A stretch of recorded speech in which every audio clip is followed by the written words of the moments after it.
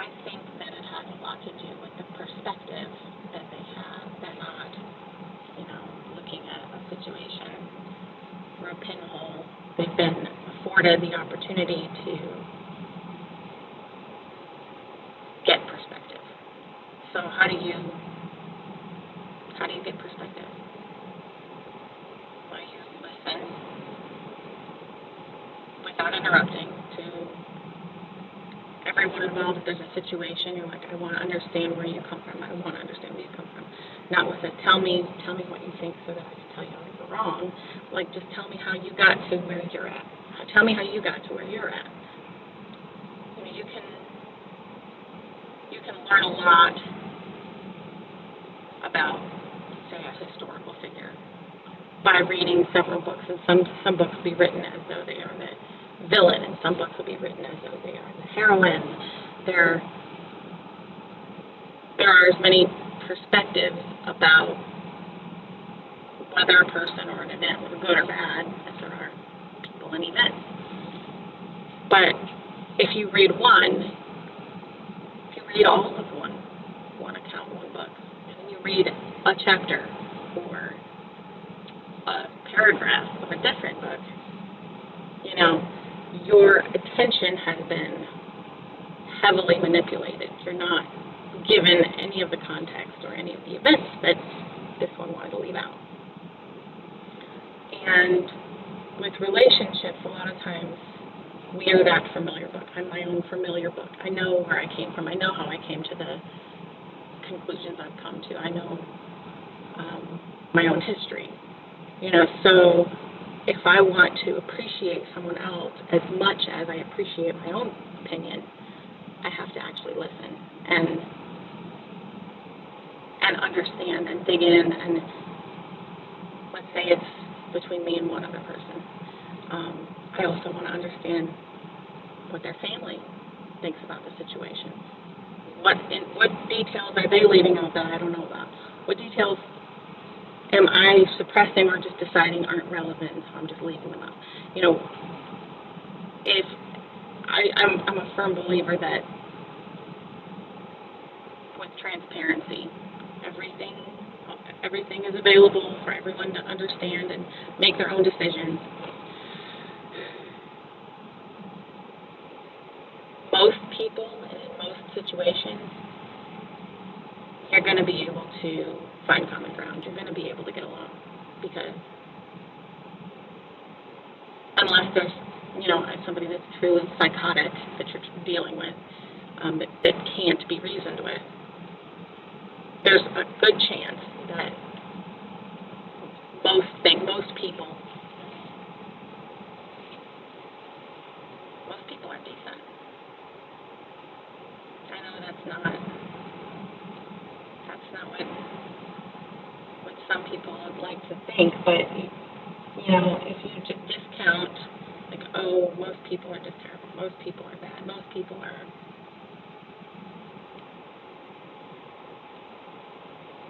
scary or have bad intentions, and you write them off, you miss everything that they have to offer, and you don't even know what you're missing out on. So, emotional maturity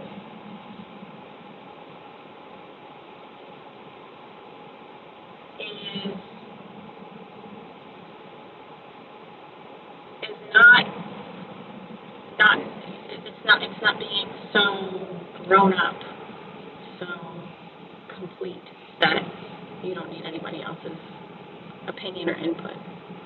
I think most would agree that an adult that goes around saying, don't tell me how to do my job, don't tell me how to live my life, you don't know anything, I know everything about whatever it is. It kind of doesn't matter how much they know, it just sounds like they're stupid, because there's going to be somebody who knows more than you do. There's going to be somebody who has an experience that is going to contradict something that you thought, or something that you have consistently believed. There's going to be things like that always happening, and if you are so concerned that you're going to be talked out of something, or persuaded off of something that you think is super important to hang on to. If you're that concerned about it, then your faith in it, whatever it is, isn't that big. I think immediately my mind goes to a church with an abusive leadership that doesn't allow their congregants to visit other churches or listen to other preachers or even read books that weren't published by people there. If there's nothing to be afraid of as far as them changing their mind or leaving your church because they see something is actually better somewhere else, or that there's someone is able to persuade them that you're wrong, that your church is teaching something that's not right. If you don't have the confidence that the people in your church are going to see everything there is available, if you're not confident they're just going to come right back and go, yeah, this place really is the bomb, and I think this place really is as good as it gets. If you don't have that kind of confidence, why should anybody in it have that kind of confidence? If you as the leadership won't let anybody get away from you for long enough to see what else there is, if you don't have, in a relationship, if you don't have the confidence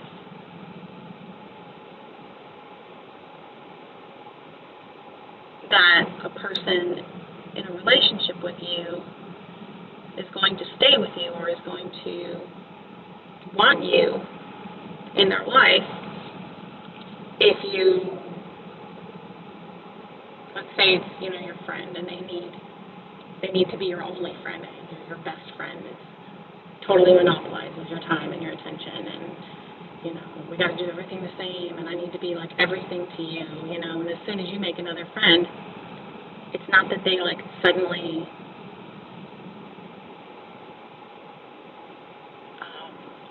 compromise and say, okay, well, I guess we can all be friends, or I guess sometimes, say they don't like your new friend, sometimes they can,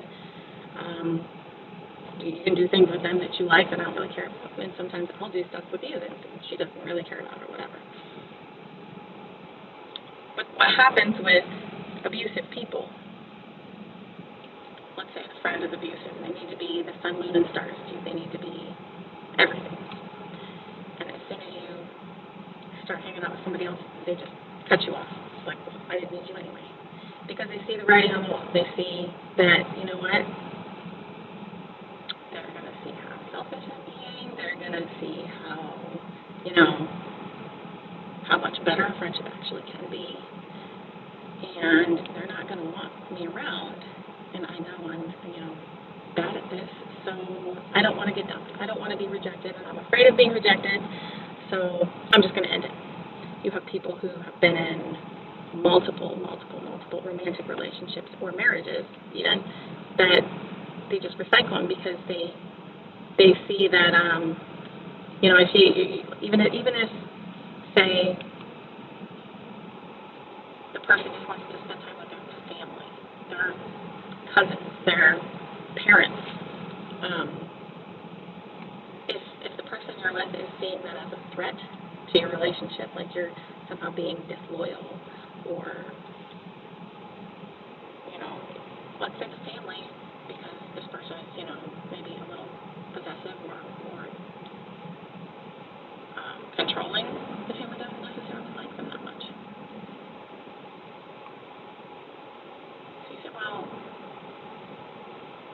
this is she says, well, if you're okay with, a family that rejects me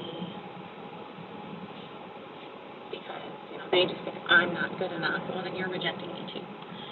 It's basically, I want to use Hitler as an example. Hitler monopolized the attention of the people in Germany. He was charismatic. He was, he rose to power by being likable. They adored him. He was passionate and articulate, and they put him there. He didn't just take it. I mean, he had a following sizable enough to stick him in a position like that. But then, once he had it, he made sure you didn't get to see the other options. You didn't get to read in the newspaper anything he didn't want you to read in the newspaper. You didn't hear anything he didn't want you to hear. You couldn't come or go because, he's protecting you. And, you have arguably the most heinous genocidal maniac in history, or at least recent history, didn't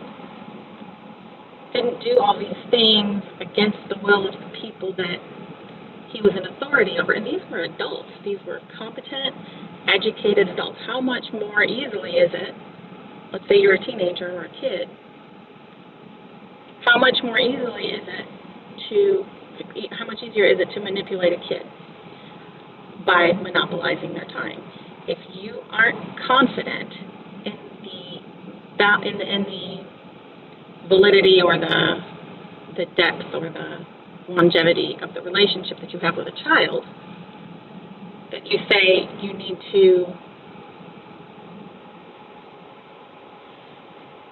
isolate them from maybe even their other parent, and say, well, we don't need them, and then make the child and the one parent we and the other parent somebody else. Limit contact, exposure, get rid of pictures. If you're that teen, if you're that kid, that maybe this relationship is with one of your parents. And if you can, at the very least, appreciate that the perspective you've been allowed to have is so narrow that by one parent, your perspective is so small because there's an entire history, there's stories, there are people involved that you don't know anything about because you're restricted to looking at this situation and maybe occasionally seeing the other parent. So, if you're a kid that's not in you haven't been in a 50-50 time sharing type of custody arrangement for years, it's real likely that you have a skewed perspective. Even if one of your parents isn't trying to do that on purpose, that's what you see. That's all you're around. That's all you're going to understand. So the only way to get perspective on, this parent does this, and this, and that makes sense to me because maybe that's what you're used to. Take, for example, if dad is from a different culture altogether. You have interracial relationships. Well, if I'm with mom and this makes sense to me, well, then this doesn't make sense to me. This is foreign. No, it's just as much your family, just as much your heritage as the other side of the family. But, if you're not exposed to it, if you don't make yourself exposed to it, if you're, and to large degree, your childhood is not your decision. You don't get to decide what kind of childhood you have. But people who are profoundly wise for a young person, generally that's going to come from a kid that's been severely traumatized. This guy had had some kind of great tragedy. They had to kind of become an adult quickly because of it. I don't mean your run-of-the-mill, everybody's childhood is hard. But, if you were sold into a child sex trafficking ring, or if your family escaped, one country because, the government was trying to kill you and, killed half your family and you had to escape and seek asylum somewhere. Those are the kind of childhoods that you're going to have a kid come out of that's maybe 16 or 18 that has a profound amount of perspective, wisdom,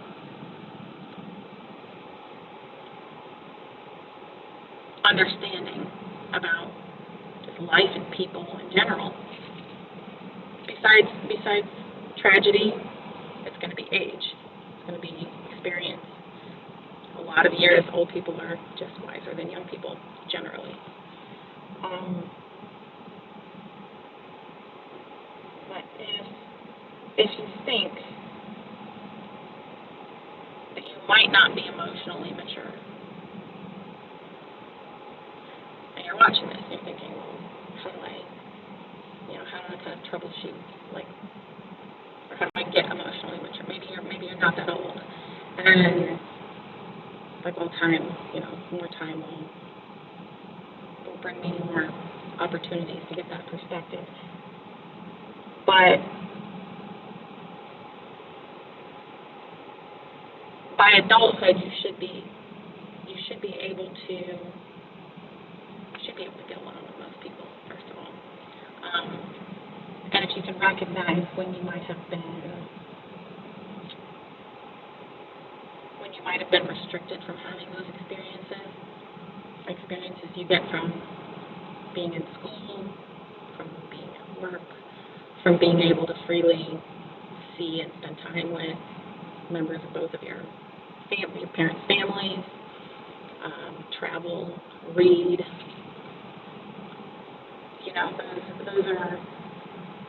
Those are going to help. Those are going to help a lot. But pride, or the valuing of your own everything, your own gift over someone else's, your own opinion over someone else's. If you're confident in your own position, there is no reason you can't hear someone else's. And it doesn't make you go, oh, no, actually, blah, blah, blah. No, it's not going to change your mind if you're sure that, if you've become so convinced of item X that you don't think you could have your mind changed.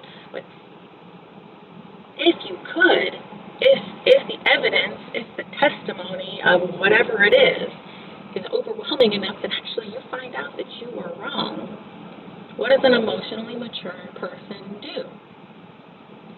They don't keep fishing for information that validates item X. They go, apparently I was wrong. There was a lot more to it, and I didn't know. That's not ignorant. That's not stupid. It's the opposite.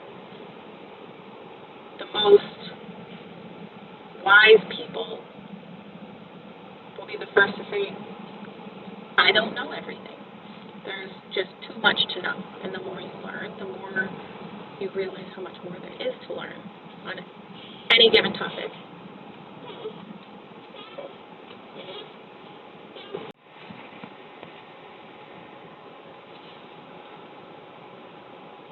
So, being willing to always stay open to hear whatever the story is, whatever the situation is. If you always just, keep your mind open and keep your heart open and acknowledge that, unless you saw something and heard something, saw something with your own eyes, and even then, your memory can play tricks on you. Your memory can be manipulated. If you do any, research into that, like even if it's something you see with your own eyes that you were physically present for, you can be convinced that it was something else. Be fully persuaded that it was something else entirely. So realizing that you can be manipulated and just acknowledging that I'm not above that. I know that I can be deceived. If somebody wants to deceive me for their own benefit, they can. I mean, I'm not a robot. I don't have the ability to just, maybe a CIA agent might, do better than me. But like, people are easily manipulated, especially with their emotions. And one of the weapons. It's not a communication tool. It's not a means of communicating at all. It's an abuse mechanism that oftentimes people that are trying to manipulate you will use if they can't reason with you, or they are going to tell you they can't reason with you. If you won't do it the way they want to, very controlling people, sometimes they'll just give you the silent treatment. It's like, well, they've hurt me, so I'm not talking to them. Or they'll even avert their eyes, like physically. When you're in a relationship with someone, there is this voluntary codependency of, love, or, the basis of the relationship is that you are participating in the other person's life. You are part of it. And so to forcefully extract yourself from it it's very traumatic to the person you're doing it to. And unless there is some, overwhelming reason to do something like that, and generally if there is, the other person is in prison. I mean, like, that if there's something that's actually like illegal, or that there's most of any kind of unsavory behavior of any kind is illegal enough to put somebody in jail for.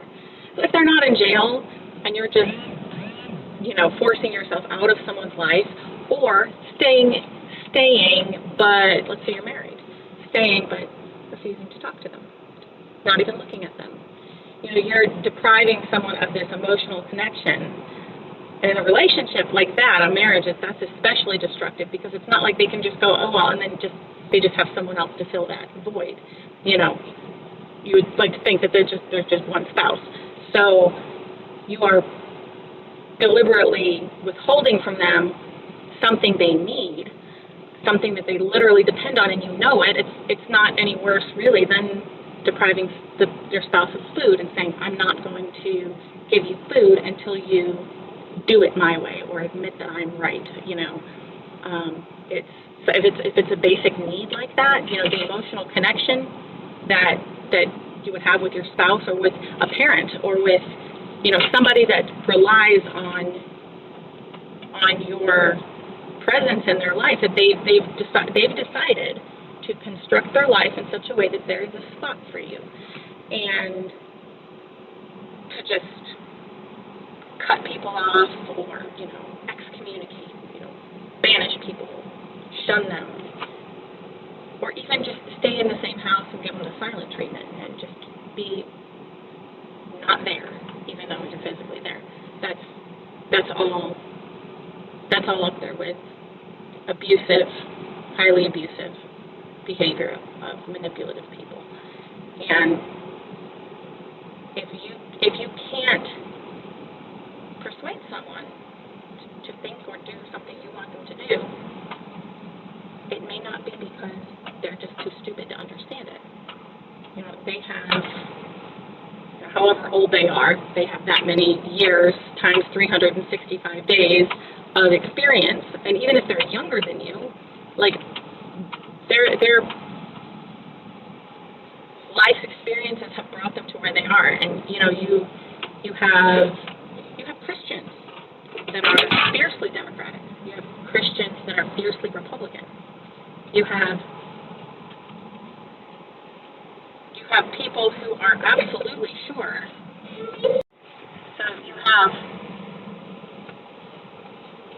people who share something as specific as a religion who will go in totally separate directions politically, or people who share a political party that go entirely to different positions religiously. Like, just because you don't see everything exactly the same way as someone else does, they say you'll stand where you sit. Whatever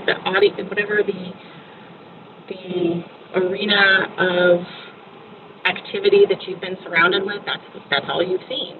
And so anything that you haven't seen isn't something you're going to go and fight for. You're not going to go stand up for something that you don't know anything about. You see the injustice that you see from your limited perspective, and unless you deliberately go and learn about other things and other people's lives and other countries and stuff, that you're not going to do anything about those things. But it's even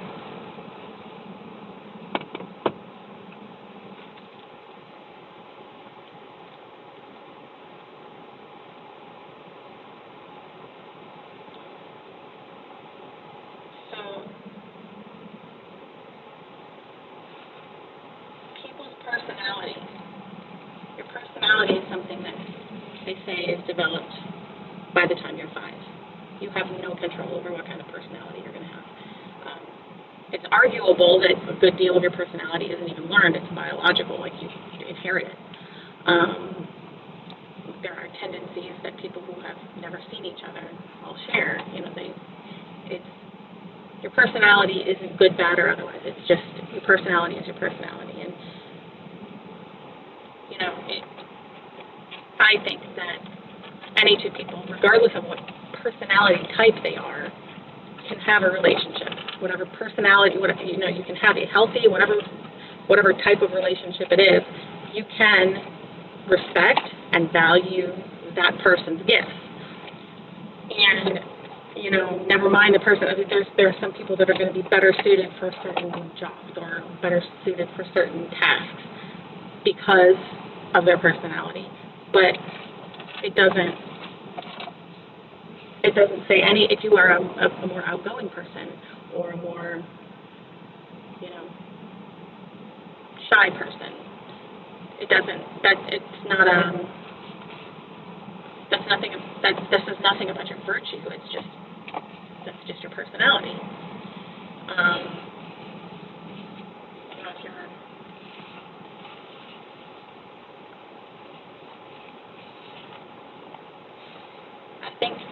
I think it says in the Christian Bible that the fear of God is the beginning of wisdom. And God made all of these people. God formed all of these people. All these people in your life, and that used to be in your life, that will become part of your life, God made them, and He likes them.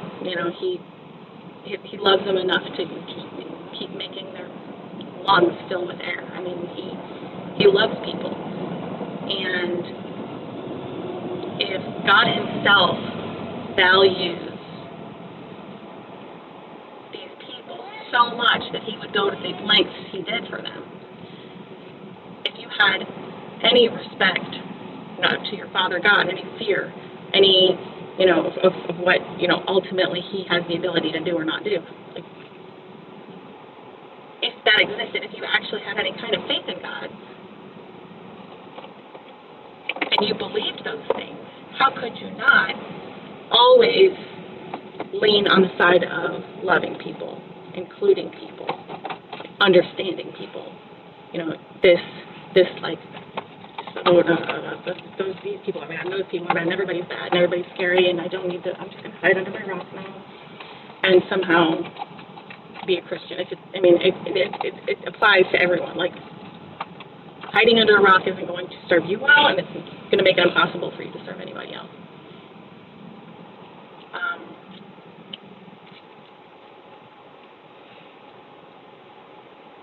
Emotional maturity is putting value on people enough to maintain relationships with, just walking that out every day. There'll be some days that are harder than other days. So when people don't do things the way that you want them to do them, they're not being mean to you. They're not being bad to you.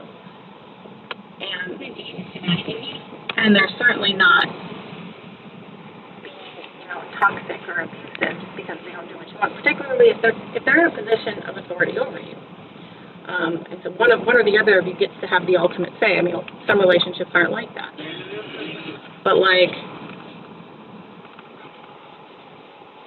parent-child relationships where one of you is supposed to get the ultimate say, or, boss, employee, one of you is supposed to have the ultimate say when there's a disagreement.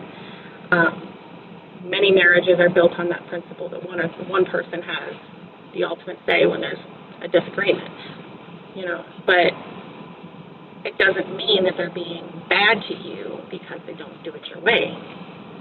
Any decent relationship is going to have a lot of discussion, a lot of trying to understand each other. And usually is going to have a healthy amount of meeting in the middle, of compromising. But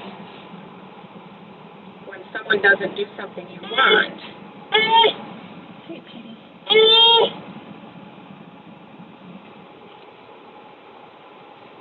If your knee-jerk reaction is to go straight for, oh, they're abusive. There they go again. Just, they're just nobody, basically, because they don't share my opinion on something. That's not an indication of being emotionally mature. And if you're, 18, 20 years old, you can expect a certain amount of emotional maturity from people because they look physically, you're looking at a mature-looking person, but often that's not the case. They have, if they've, been hidden in a hole and, indoctrinated with a certain set of values, and not just, these are good values, but everything else is bad values. This is right, and everything else is wrong. These people are good people, and pretty much everybody else is just terrible. If they weren't terrible, they'd be where these people are. That sort of thing.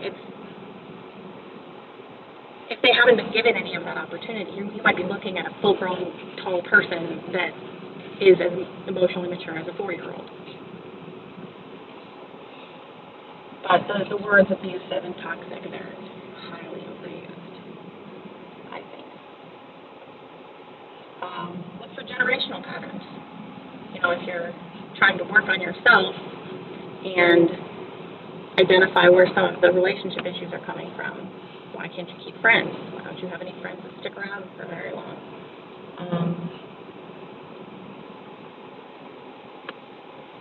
Do your parents, maybe one of your parents, maybe the parent you spend the most time with, do they have those issues? Have they had recycled friendships? Do they have, decades-long relationships with people and good relationships with their siblings and their cousins? I mean, is this something that they grew up struggling with?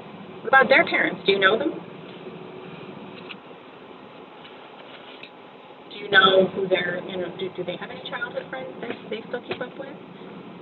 What's their relationship like with their own parents? Do you know about that? If you start finding people in your family, you might be, it's a lot easier to see someone else's faults than your own. It always is.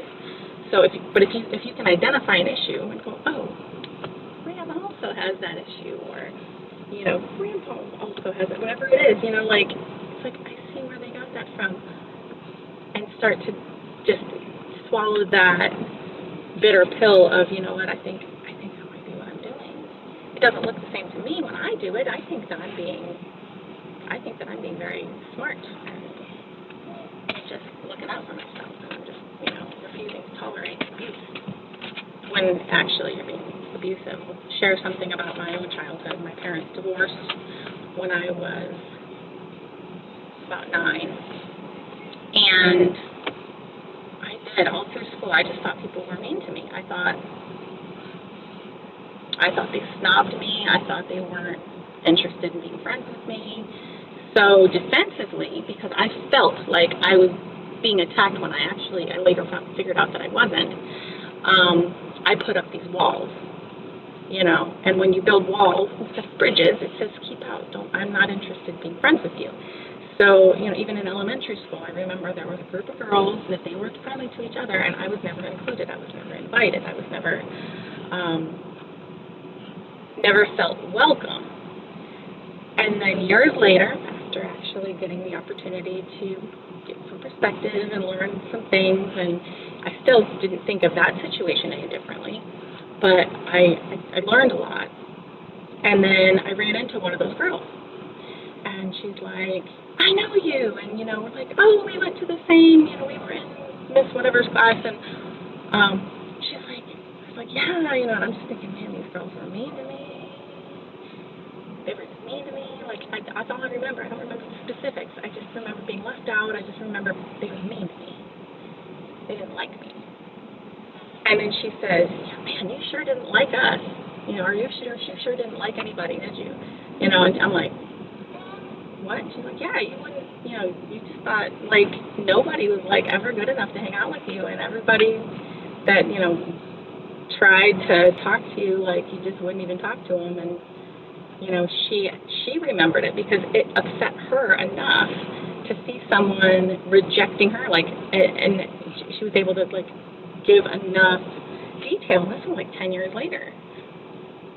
I was like, I did that? Like, I vaguely remember someone coming up and talking to me. I just thought they were, like, coming up to, like,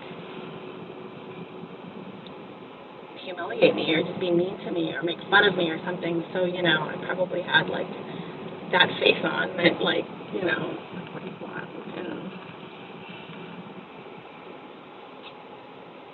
And she said, yeah, you were just, nobody was good enough for you. And I was just floored. I was like, what? I did that? Like, I was so lonely that year. I thought nobody wanted to be my friend. I was new to a school. Parents got divorced and we moved. And just that predisposition to deciding that people are against me, people are going to attack me, people are not going to like me, that no matter what they did right, I was still convinced they didn't like me and they didn't want me and they didn't love me. And that was actually, never, it just didn't happen. And my own memory of the situation was so skewed. Like, my memory, if you had said, who bullied you and such grade, oh, those girls, they left me out, they never included me, they sat here, I sat alone, they played on these, whatever, swings together, I was never included. If I tried to go over there, like, they just acted like I wasn't even there. And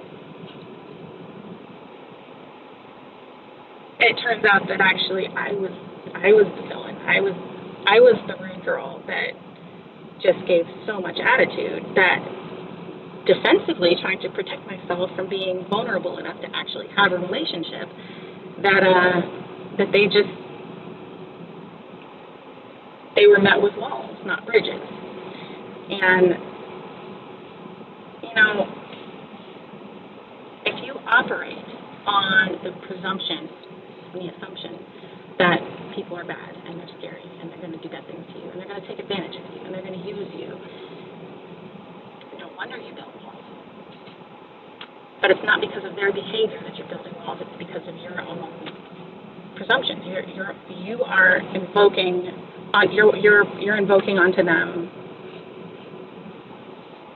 these burdens that they didn't deserve or ask for. One of my kids, a couple weeks ago, this lady she was a bilingual lady, and her English, maybe it was just her accent, but it just sounded like she was being short. She was being snappy. And we pull away from the speaker where I ordered, and she sounded like in a bad mood or something. One of my kids was next to me and said, oh, they sound mean. I bet they're mean, And I was just like, I'm so sensitive to that presumption. I don't like that. And so I pull up to the window, and there's the lady. Maybe she thinks I sounded mean. Maybe that's how I got attitude from her, by giving her, I don't know. But I slid my chair back enough, for my kid to see the cashier. And I told the cashier, I said, could you tell my kid that you're not mean? And she's like, what? And my kid, of course, mortified teenager. And I said, yeah, my kid has decided that, based off of 2 sentences that they've ever heard you say in your life, that you must be a mean person. And I just, I want them to look that in the face and realize how ridiculous that is. And she was just like, I'm sorry, like, I didn't mean to sound that way. Like, she was probably pretty, taken back by just somebody confronting them about something so, it was inappropriate. It was an inappropriate comment to make. to deal with the inappropriate comment that she just made, you know. So it's, you know, I don't know, maybe the lady was mean, but she certainly didn't seem like it was. And I confronted her about it and told her what, you know, this is what somebody said with absolutely almost zero information about you. And it's a shame because people do that all the time. You do that all the time. You assume, you know, you make an assumption, somebody's looking at you bad, that, you know, you're making a dirty look at you. They actually might just be like thinking and like happen to be, you know, walking by and they're not even thinking about you, or it could be that you're giving them a dirty look. You know, they're staring at me. How would you know if you're not staring at them? You know, and people are like kind of oversensitive, stuff like that. Anyway, I'm getting kind of off the rails here.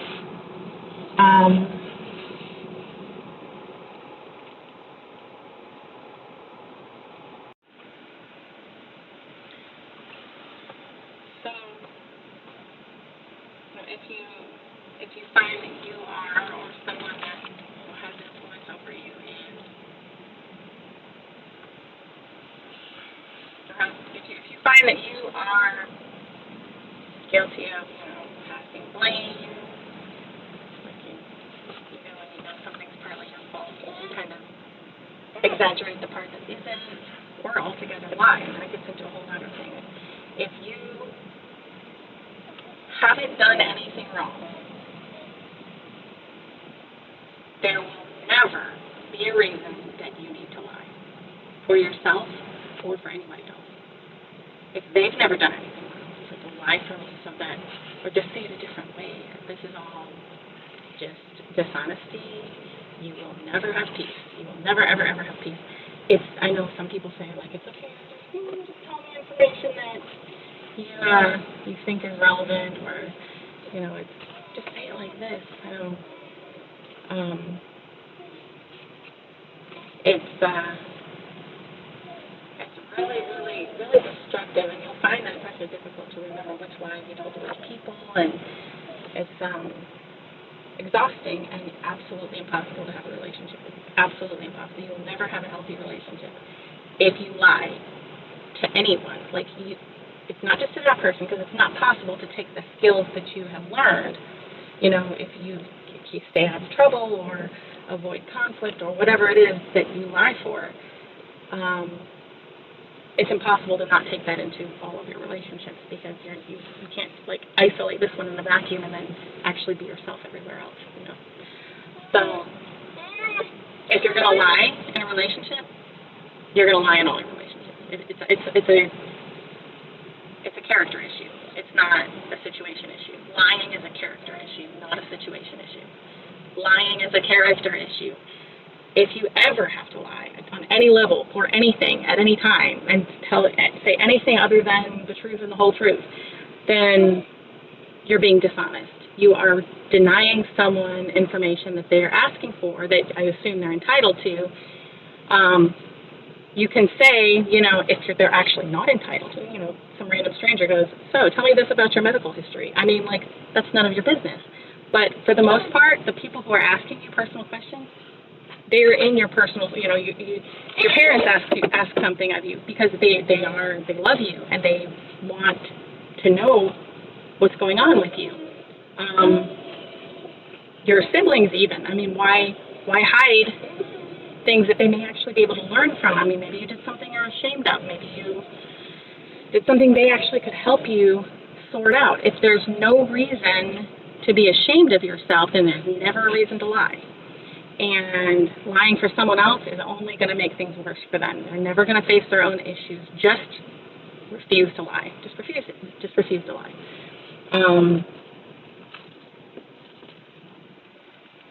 So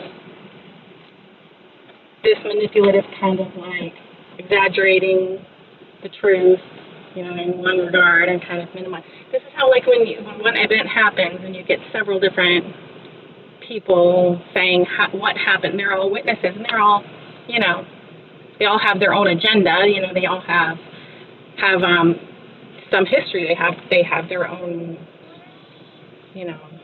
personal opinions about things. And, if let's say we see a group of people all see some guy get mugged, and one of the witnesses is racist, I mean, he's likely going to be more fixated on the fact that what are the other person, whatever racial component that situation has, he's going to be more, he's going to make a bigger deal out of it. Or,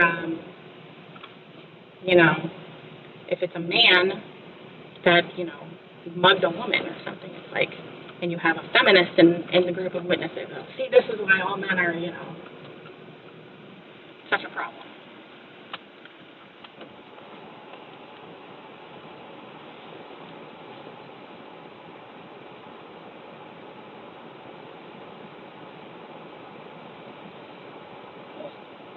If you can identify your own biases and your own lack of perspective, whether it's your fault or not that you have that lack of perspective. Maybe you've refused to hear someone's side of the story, or you've refused to answer the phone, even, like, to a relative that you've decided is just, no good for you.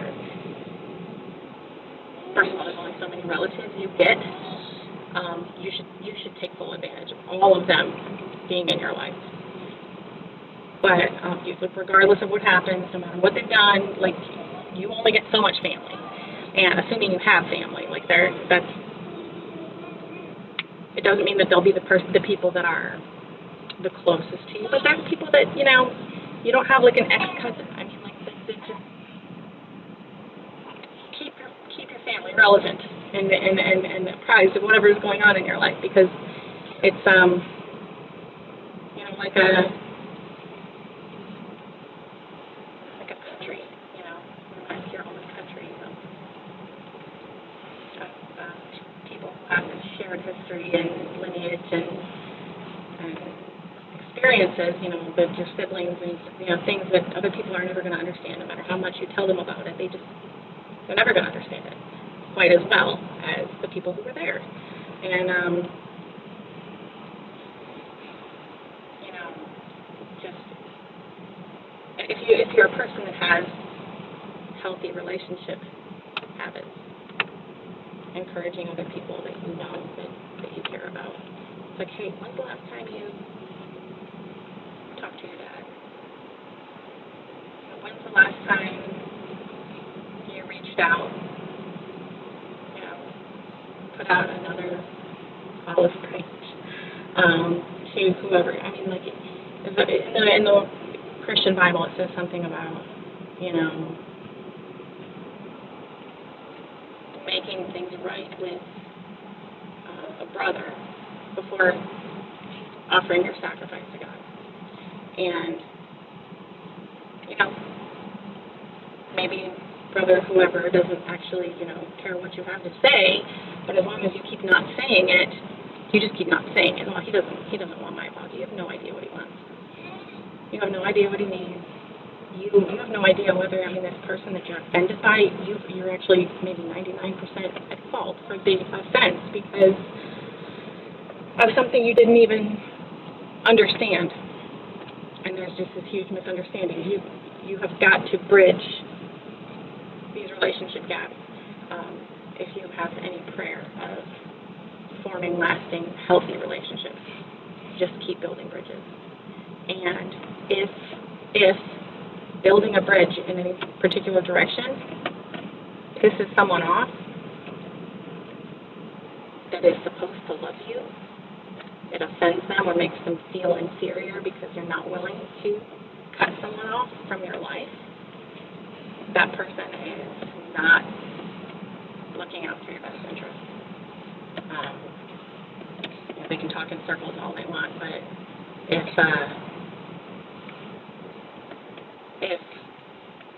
someone who loves you doesn't want you to build or fix a good relationship, build a good relationship or fix one that can be a good relationship with somebody who continues, who hasn't given up on you, as long as there's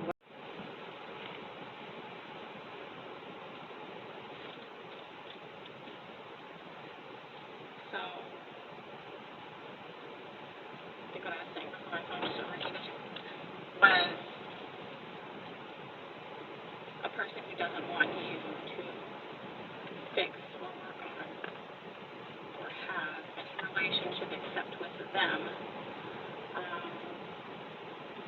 Like other relationships in your life can't mean much or can't mean as much as the one you had with them. That might be the emotionally immature person you're looking at. Like emotionally mature people consistently have a couple qualities in common. One, they are not controlling. They don't feel the need to have the ability. They don't feel the need to control everybody around them. And it sense, if you go somewhere and there's one person that's consistently like, no, this is what we have to do, and if anything deviates from their plan, it's just basically the whole day is ruined. They encourage relationships with other people that love you. And if you disagree with an emotionally mature person, even if it's a parent or a spouse, if you don't see something the same way that they do, they aren't going to get angry.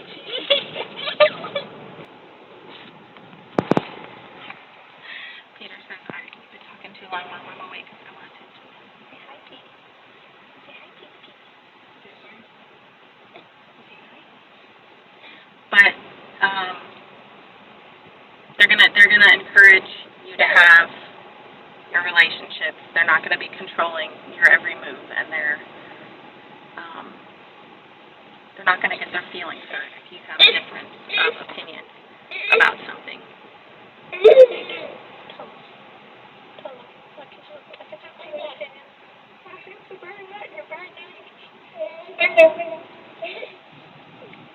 And anybody who is a prayer warrior out there, this guy wants your prayers. Well, his mommy wants your prayers. His daddy does. Say hi. You got your sister's cookie? Yeah. This is Peter. He's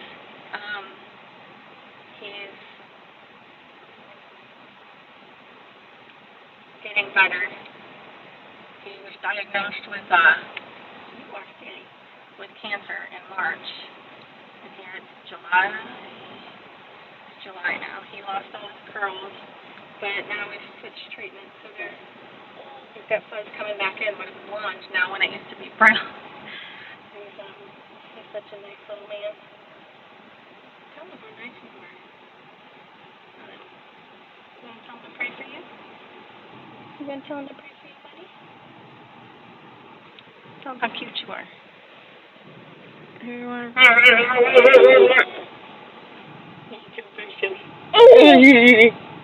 can